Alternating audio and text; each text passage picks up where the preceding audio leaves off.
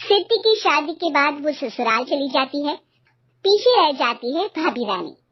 सिद्धि के ससुराल जाते ही भाभी कहती है, अरे वाह जी वाह, सारे कपड़े मेरे। हाय रे पैंट, अरे वाह वाह, मजा आ जाएगा। अरे ये सिद्धि की अलमारी के सामने खड़े होकर क्या बड़बड़ा रही है?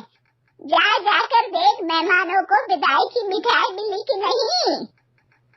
अब हाँ हाँ माँ जी, क्यों नहीं, लेकिन पहले कपड़े तो बदल लूं। अब रानी आ जाती है सिद्धि के उन कपड़ों में जो वो ससुराल जाने से पहले घर छोड़ जाती है। अरे रानी, कुछ दिन रुक जाती। अरे ये तो सिद्धि बिटिया को मैंने ही दिया था, बड़ा ही फबता था उस पर, तुझ पर तो कुछ खास नहीं लग रहा। अब वो ना मेरे सारे कपड़े गीले थे तो सोचा पहन लूं। वैसे भी सिद्धि को कौन सा दिन पुराने आउटडेटेड कपड़ों को पहनना है। वैसे भी ये सूट तो मैंने तभी पहना था, वैसे खास है भी नहीं ये। हाँ हाँ ठीक है, लेकिन ना मेरी सिद्धि पर तो जमता था। सारे मेहमान चले जाते हैं और सिद्धि ससुराल से मायके पहली बार आती है। अपना घर, अपना कमरा, अपनी अलमारी। ये बोलकर जैसे ही सिद्धि अलमारी खोलती है तो सामने उसके कपड़ों की जगह कुछ और ही रखा होता है। माँ, ओ माँ, जरा कमरे में तो आना। सास और रानी वहाँ पहुँच जाते हैं। रानी ने पहनी होती है सिद्धि की जींस और टी शर्ट। अरे भाभी, ये क्या? ये तो मेरी बड़ी ही महंगी टी शर्ट है, इसे आपने घर में क्यों पहनी है? अरे बहुत मिलती है दीदी ये चौक की मार्केट में, 150 में। ओ भाभी प्लीज, ये एयरपोस्टल है, 2000 की एक टी शर्ट। ओह, 2000 में तो दीदी 4 साड़ी आ जाए। अब क्या बोलूं भाभी, ये मेरी अलमारी में छोटू के कपड़े, तो मेरे कपड़े कहाँ है? मेरी अलमारी में। अब दीदी आपको कौन से पुराने कपड़े पहनने थे? माना भाभी, लेकिन मैं जब घर आती तो यही सब पहनती ना। अरे तुम तो बड़ी कंजूस हो दीदी। खैर वक्त आता है जब सिद्धि ससुराल के लिए रवाना हो रही होती है।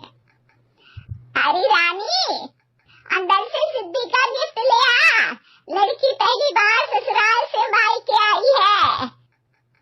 रानी अंदर जाती है और एक सिंपल सी साड़ी लेकर बाहर आ जाती है। ये लीजिए माँ जी। सास बेटी को गिफ्ट देकर ससुराल भेजती है। अगले दिन रानी एक सुंदर सी साड़ी पहनकर सामने आती है। अरे रानी, ये तो वो साड़ी है जो मैंने सिद्धि को देने के लिए दी थी जब वो ससुराल ले जाती, लेकिन ये तूने कैसे पहन ली? अरे माँ जी, ये साड़ी तो मुझे बहुत पहले से ही पसंद थी, लेकिन चिंता ना करिए, मैंने सिद्धि के लिए भी अच्छी सी साड़ी दी है। हाँ। तभी सिद्धि का फोन आता है।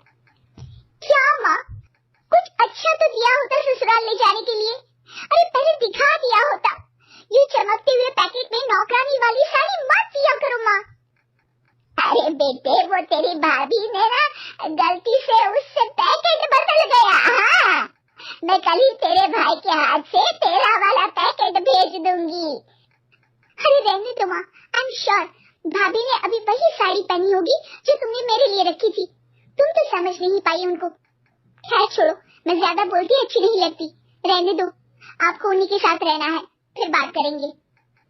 सास को रानी पर गुस्सा आ जाता है। वो उसके कमरे में जाती है जहाँ वो शादी का एल्बम देख रही होती है।